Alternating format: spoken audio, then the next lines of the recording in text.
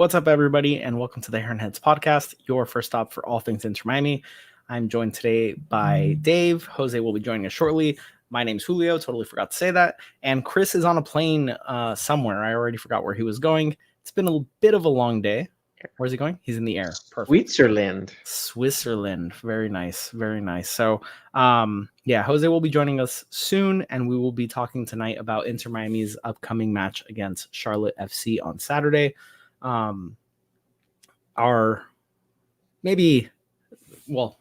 best next opportunity to continue to chase and hopefully lock up the supporter shield after two disappointing results against Atlanta and then NYCFC, both matches in which we had held the lead and then disappointingly allowed them to equalize afterwards. I'm looking forward to this matchup. I think it's a good get right. It's a good get right game for us. I expect everyone to be playing. There's reports that Gomez and Rojas will be back. Hey Jose, welcome.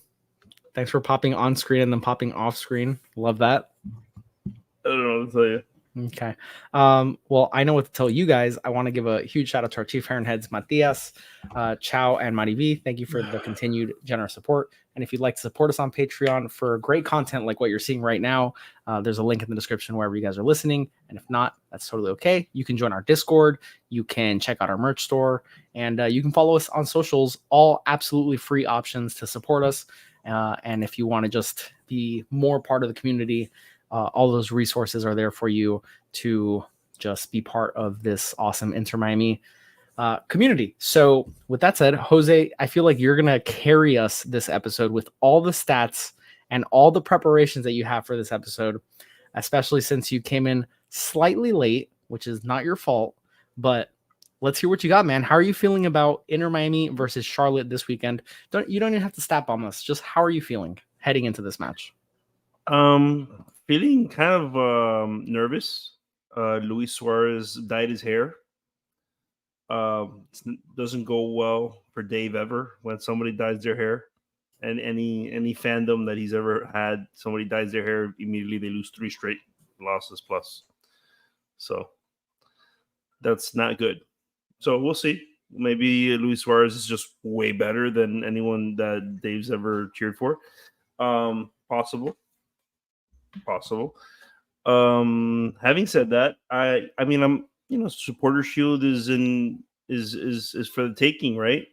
This is a big game in itself. In that I'm looking to see more how we blend with Messi and continue to improve as a team. Not just for the supporter shield, which obviously we spoke about in the last pod episode. We discussed basically how it's important to get this trophy first, because this would be the second hardware that we have with this group that's so talented, right?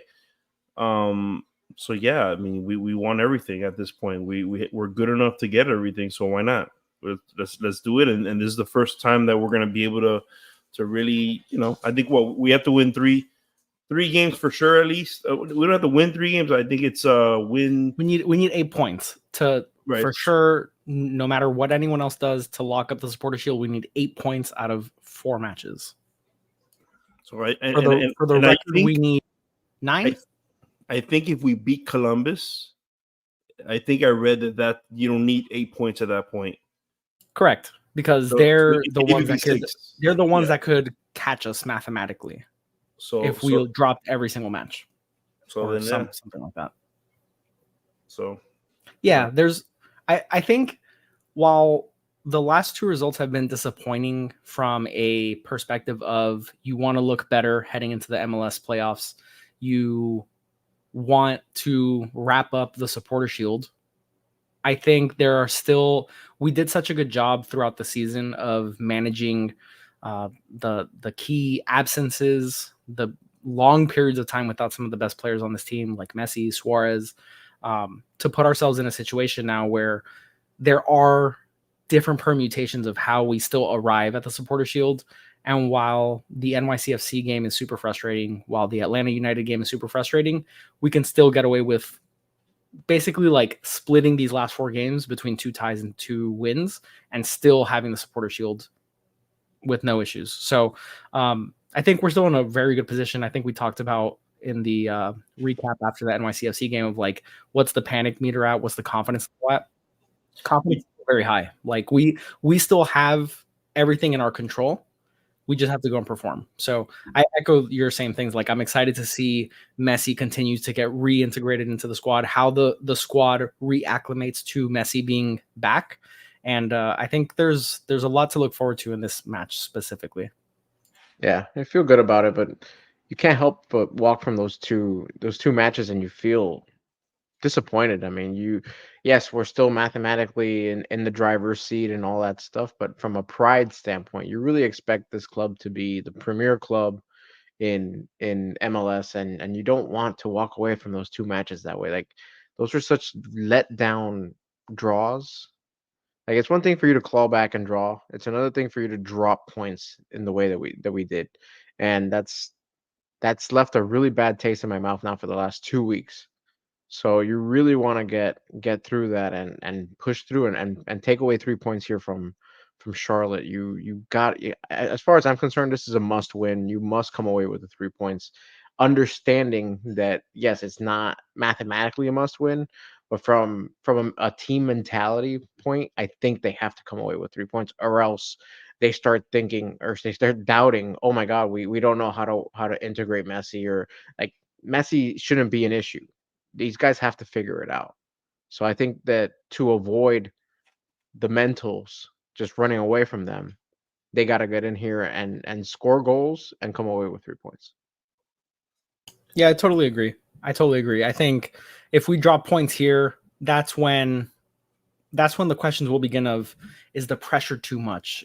Are these players capable of elevating their game like they've done in the past? And when I say these players, I mean the Redondos, the others, right? Like basically the entire back line with the exception of Jordi Alba. Can these players elevate their game? Can Yannick Bright, take his midseason form and translate that when the pressure's on, right? When the matches matter? Because come playoff time, every single match is a single elimination. Like it's time to focus and really, like, you have to play as close to perfect as possible, because one single mistake could end your season at that stage. So I think now is definitely the time to get into gear. Like it's time to get into playoff form and be ready, man. Like it's going to come fast. All of a sudden, 3-4 weeks from now, it's playoff time. So we haven't. So the last time we played against Charlotte, we won 2-1. Okay. Something else to know is that last time that they've actually won a game without a red card being an influencer in the game, because the last game they won 4-0, and it looks really crazy, but it was a red card involved in the game. You're looking at July 13th versus Cincinnati. Like they haven't won since then. So, like it's something to think about, that they're the 6th, but they've done a lot of like draws and a lot, so it's like they play a lot of evenly matched games. So it's something to look at, because unfortunately we like to keep it close, as we've been noticing as of recently. That's been our MO. They're the 6th seed right now. They have 41 points. They're fighting for their playoff lives and their seeding. This is something that is not going to be an easy game for us, in my opinion. I think that they're going to scratch and claw, be gritty, and that's stuff that we need to get back to. Unfortunately, with Brighton, he had an off game in the last game, but we're gonna need his best foot forward on this one. Yeah, and really quick, the last time we played Charlotte, I believe, was right at the beginning of the Copa America break. So we didn't have Messi, we didn't have Suarez, we didn't have Rojas. There were quite a few players missing from our squad that should feature heavily in this match. So it's going to be a different interaction, let's say, from the last time we played. And we didn't really celebrate our 1-year show anniversary, but our first episode was actually, I can't remember if it was a preview or a recap of our Leagues Cup match against Charlotte. So it's kind of like a post-anniversary celebration, as it were. How about Ergo, ipso facto. How about that? This episode's the celebration. Yeah. Can't you tell by the jovial nature of it? That's why we kicked Chris out of here. not a party animal. Yeah, he got all So the fruits of our labor traveling to Europe. I had said in the last episode that we were the cheapest tickets at the time was $91. Has it gone up or down since then, guys? What do you think? I would imagine well, I was gonna initially say it's gone up, but due to the hurricane, I kind of want to say they've gone down slightly. But I'm gonna stick to my guns. I'm gonna say they've risen, probably because like everyone's getting the news that Messi's probably gonna feature. Probably has grown the hype. What do you think it's at, Dave? What do you? I said it was at $91. 91. Yeah. I'll say like 120. I feel like that's like a normal Messi Inter Miami home match price. So it's for sure to gone get in. up. It's for sure gone up. What do you think? I don't know. You tell I me. mean, my gut reaction is it went down. Like I'm so down on the club right now that I'd say it'll go down. But knowing that people haven't had a chance to see Messi in a little bit, it probably would go up, especially if he's gonna like guaranteed play. So This is a classic Dave where he doesn't want to He's say hedging. the wrong. He's hedging. He doesn't want to say the wrong answer, so he's trying to cover all of his bases, which is crazy. Just the mental gymnastics is going on right now. I don't know. I don't know if it's To gone answer, up or down. okay, no, okay, of course not. $89, it's gone down $2, and that's for standing room only. It's still, it's still pretty. That's a. I'll be honest. price It's a to see lot. Messi. It's a lot if you compare to like pre-Messi Inter Miami, but for Messi era Inter Miami match to get into the building, that's a reasonable price. Yeah, I mean, ever since he's gotten here, it's been over $100. It's each been like game. 120, like on Yeah. average, to just get into the building for those same standing room only tickets. So I always say those prices because for our listeners, if anybody is interested to go into a game, I always like to give the shout out price. I think the final game that I went to was out of control, the price. So I wish it would have been this price instead. What are you gonna do? Where do the standing room only? Yedlin. Where do the standing room only seats like? Where do you go? I think the most inexpensive tickets are the corner like built stands, if I'm not mistaken. Right, those like I don't think there's stands. I don't think there's like actual standing room only. Standing room. But I think the cheapest tickets typically are the corner stands.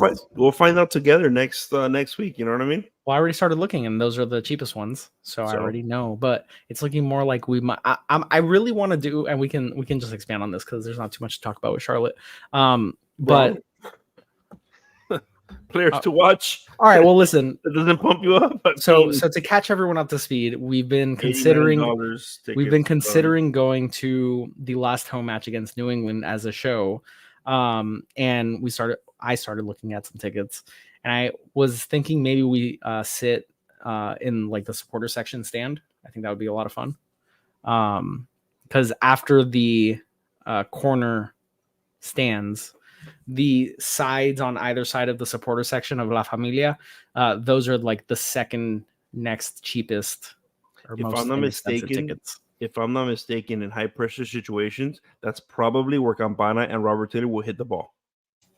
Let's go, man. While trying to what score. would be more thrilling than you getting a Robert Taylor ball to the face? It would be poetic. It would sum it up. You know what I mean? It would be so ironic. It's exactly what I need. So yeah, that's the plans. That's what we're talking about behind the scenes, guys. Something that would be a lot of fun to enjoy as a maybe do a little I don't know. Just like a pregame hangout. Give out some merch, some stickers, some hats. I don't know what we got sitting around. Say it, stickers for everybody. Yeah. Players to watch. Nothing gets me going more than a proper left back. Tim Ream, that's someone to look forward to watching. Should be a very fun battle. That's usually where Messi would be, right on that right side of our attack. So that shouldn't be a terrible day for Tim Ream. And then it should be a terrible day for Ream. It should be. He shouldn't have a good time. No. Then Ashley Westwood is their captain. Every center mid that we play, we put them in a doghouse. So I don't see why this would be any different. This is why they struggle against us all the time.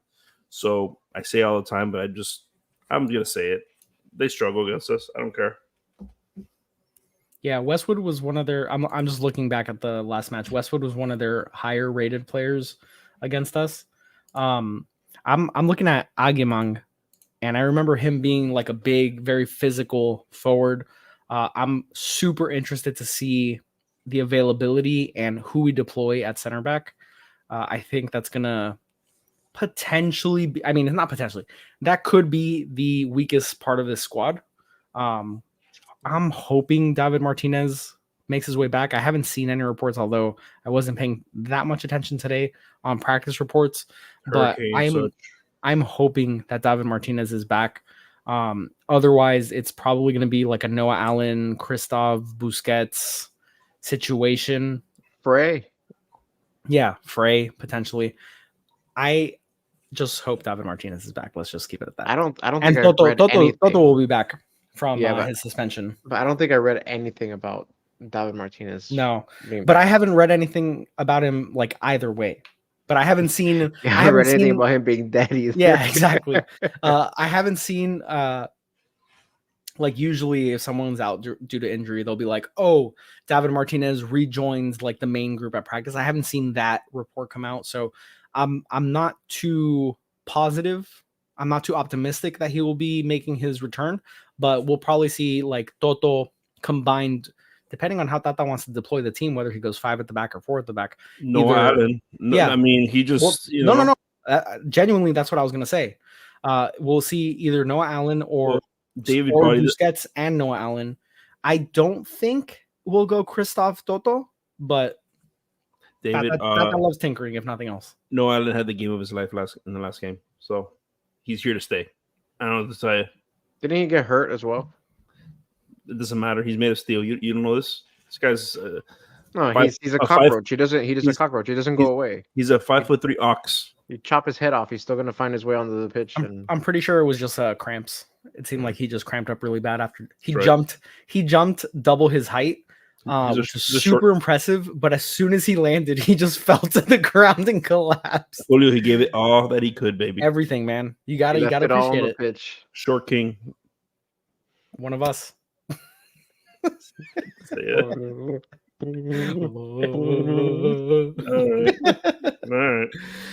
right. Anywho's, so Luis Suarez dyed his hair. Very Campana of him. Hopefully it doesn't turn into a Campana-like performance, although Campana's been scoring recently, which I think is very positive. I also don't think we mentioned it in our recap of the NYCFC game, but really cool to see finally Tata put in Campana with Suarez. And I would love to see more of that in situations where we need to get a goal. I'm hoping we don't have that situation in this match, but I thought it was really cool to finally see that. We've been asking for that all season, and finally we saw it this past weekend. So I fully expect Luis Suarez to start and Campana to be on the bench, but it was very nice to see, as someone who supports Campana tremendously and believes in his attacking ability, to see them both out there, because I think they're very intrinsically different, and I think it provides a lot of pressure against the defense that we're playing against, which I think is really important when we're looking for that goal. And it's just another attacking option, right? Like, he's now scored in 2 straight games, whether we want to call them like little backboard, he had no choice but to score scores. If a striker sees the ball hit the back of the net, it's a good thing. It's better than them seeing it hit someone in the stands named Jose. So I'm hopeful that Campana is hitting some form, because having someone that can come off the bench and score is a tremendous asset. But I fully expect bleach blonde Suarez to start.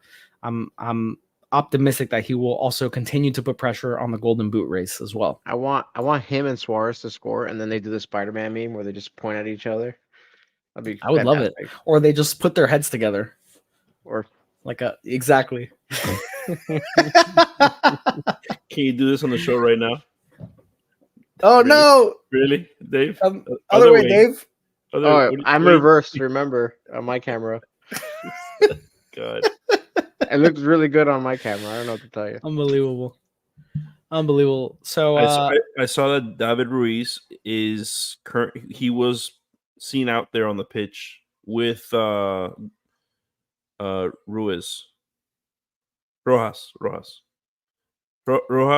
Yeah, let me see. From Jose Armando. Yeah. Yeah, it was reported that he was on the pitch. Yeah, I Yeah. think the important takeaway there is that Rojas is back training. Gomez, I believe, is back. I saw actually Alex Winley tweet something, which I meant to check before we went live. But So we can't use Rojas, right? I think I read somewhere that we can't use him. why wouldn't we? I just want him to be healthy. I don't know. You know, if he can get back somehow, that'd be great. Why wouldn't we be able to use him? I don't know. I thought there was like some injury designation thing. No. That was Farias. Okay. Yeah, so the update yesterday from Alex Winley is that both Diego Gomez and Matias Rojas have returned to full team practice. Wonderful news. The two Paraguayans are so important to what it is that we do offensively. I think Gomez is a tremendous asset in the midfield, even defensively, just because of his engine and his motor to get the ball back. I think he, combined with Yannick Bright, are such a good duo in midfield.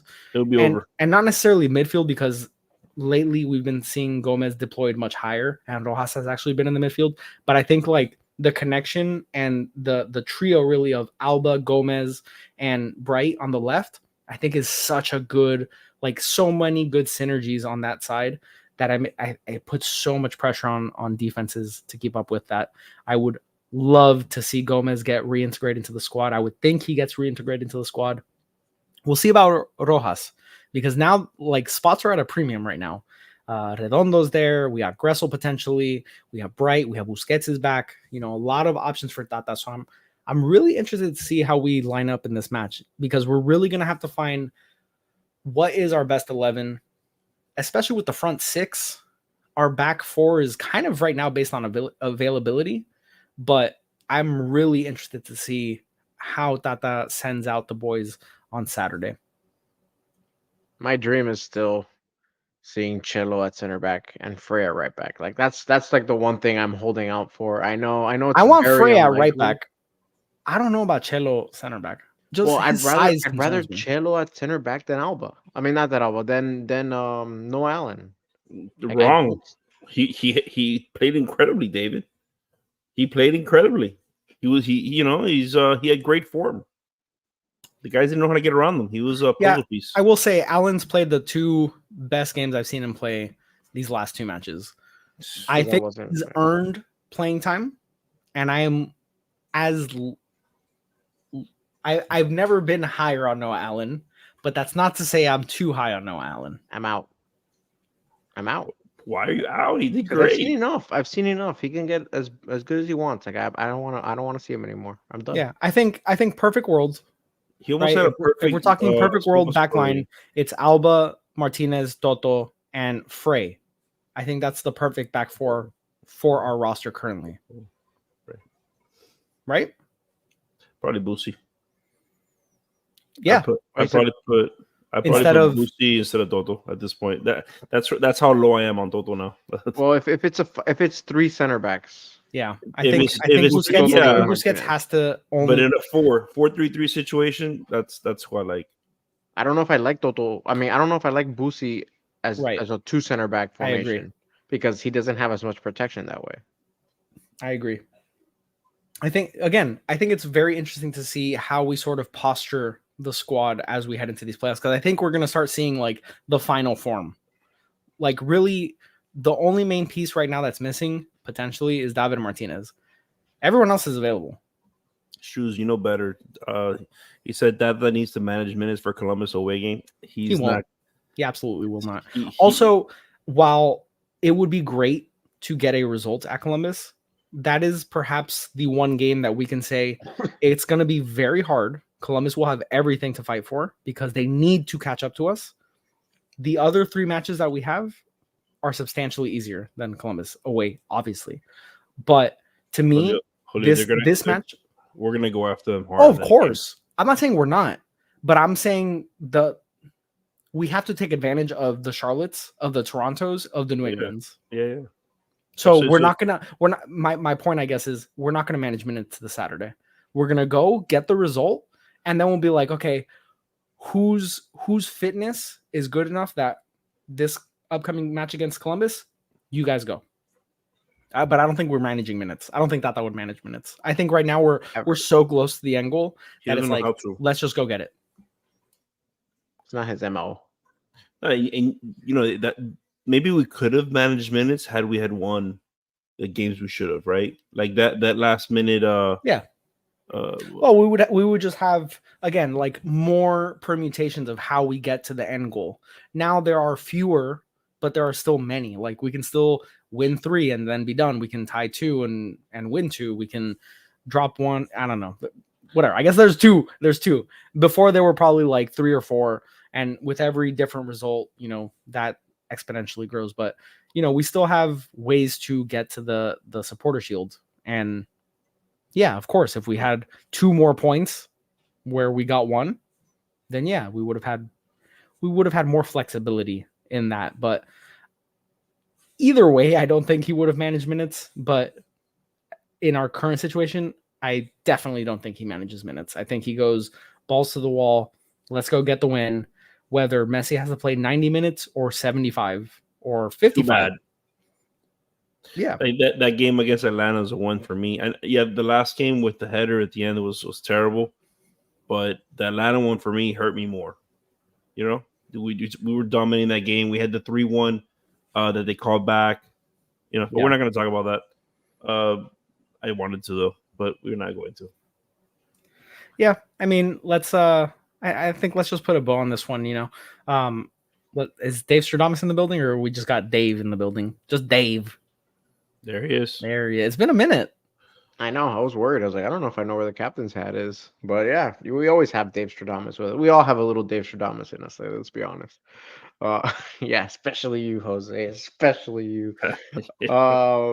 So, I mean, like I said, the last 2 matches were major disappointments, and I don't think this club can really get away with another one like that. They have to put this team away, and they will. And I think it'll probably be. I'm looking at a 2-1 victory, but it's going to be one of those that it's like we can't just enjoy a comfortable match. I think we will come away with the 3 points, but it's going to be an uncomfortable 2-1 win. Go ahead, Jose. I'm looking something up real quick. I'm thinking 2-1. I think we're going to squeak right past them. I think they have a lot to lose. They're literally, if they lose this game, they could be put in a really bad situation to qualify for the playoffs in general. So I think they're gonna give us all that we can handle, and then we'll put them away like we always do. Nothing crazy. I think Luis Suarez with his crazy hair is gonna get on the board. Yeah, feeling good about it. I'm gonna go with the route that Dave Stradamus usually goes, and I'm gonna predict a 5-1 victory for Inter Miami. I think almost from a goal output standpoint, I think the reintegration of Diego Gomez is huge. I don't think it can be understated what an impact he has as a facilitator of scoring for this squad. I think him coming back is going to breathe a lot of energy and offensive opportunity for this team. So I think almost based on Diego Gomez alone, I think we're gonna get our shooting output and exploits back. So I'm gonna go with 5-1 because God forbid we had a clean sheet. So 5-1 Inter Miami, high scoring affair for the home team, and then we can set our sights on Columbus, which will be fun in its own way. So huge match. So we can't let this be a trap game, but huge match after this weekend's match. And really quick, just some housekeeping here. It was officially announced that Inter Miami is qualified for the Champions Cup, the CONCACAF Champions Cup, and I saw people like really confused on X as to, why are they allowing Inter Miami into the Champions Cup? They didn't do anything. They didn't win anything. Why are they letting them in? The reason why Inter Miami is granted into the Champions Cup is they will be the top. They have locked up the top points in the East. They're going to win the Eastern Conference regardless of Columbus's finish, because Columbus already qualified due to their win in the whatever tournament they just wrapped up the other day. But Columbus already got their berth. So Inter Miami then, regardless if Columbus passes them or not, will be the highest remaining Eastern Conference team, thereby qualifying for the CONCACAF Champions Cup. A little wonky. A little wonky, but that's how it goes. To an extent, we are benefiting from Columbus doing good. Thanks, Columbus. Thanks, Columbus. So with that being said, Saturday we return to evening matches. If I'm not mistaken, the match is at 7:30, confirmed. So it's nice to have a night match again. Those afternoon and like late afternoon matches were not my jam.